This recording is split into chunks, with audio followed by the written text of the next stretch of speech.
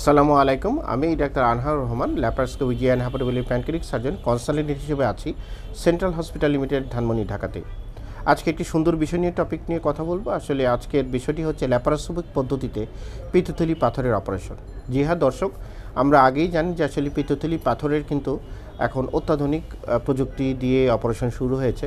পিত্তথলি পাথরের কিন্তু একমাত্র চিকিৎসা কিন্তু আসলে সার্জারি, এবং এই সার্জারিটি অনেকভাবেই করা যায়, সাধারণত কেটে বা ল্যাপারোস্কোপিক ফুটোর মাধ্যমে। আজকে আমরা জানবো যে ল্যাপারোস্কোপিক পদ্ধতিতে পিত্তথলি পাথরের অপারেশন কীভাবে করা হয়।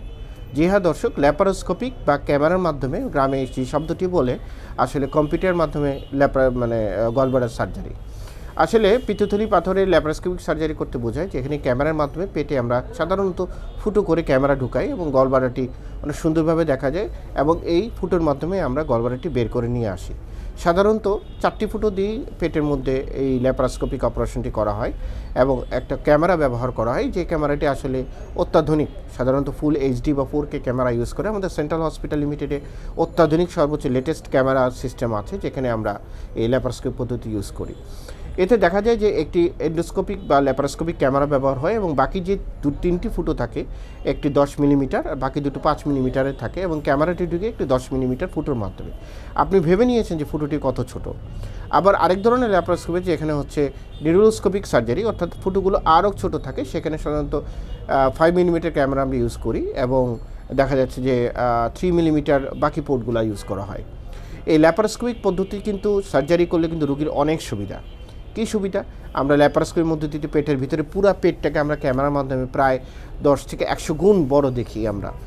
গলব্লাডারটা অনেক সুন্দর বা পিত্তথলি অনেক সুন্দরভাবে ডিসেকশন করা যায়, রুগীর ব্যথা কম থাকে, এবং রুগী দেখা গেলো একদিনের মধ্যেই বাসায় যেতে পারে। সাধারণত আমরা রুগী ভর্তি করি, যেদিন অপারেশন করি তারপরের দিনই রুগীকে ছুটি দিয়ে দেয়। সুতরাং ল্যাপারোস্কোপিক পদ্ধতি কিন্তু একটি gold standard surgery for gallbladder stone.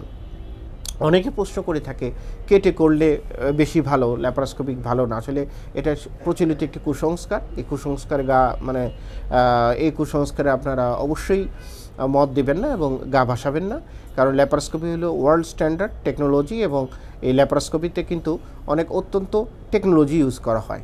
সুতরাং এই ল্যাপারোস্কোপিক অপারেশন যেখানে সেখানে করা যাবে না।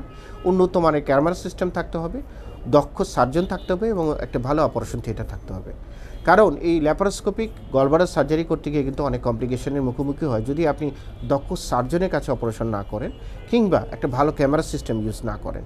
সুতরাং কম দামি জায়গায় ল্যাপারোস্কোপিক গলব্লাডার সার্জারি করবেন না। আপনার সামর্থ্য অনুযায়ী ভালো সার্জন দিয়ে, ভালো জায়গায় উন্নত মানের ক্যামেরা দিয়ে আপনি ল্যাপারোস্কোপিক সার্জারি করবেন।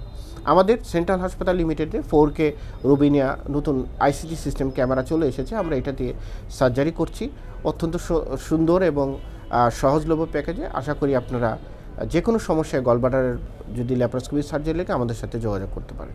আপনাদের সবাইকে ধন্যবাদ।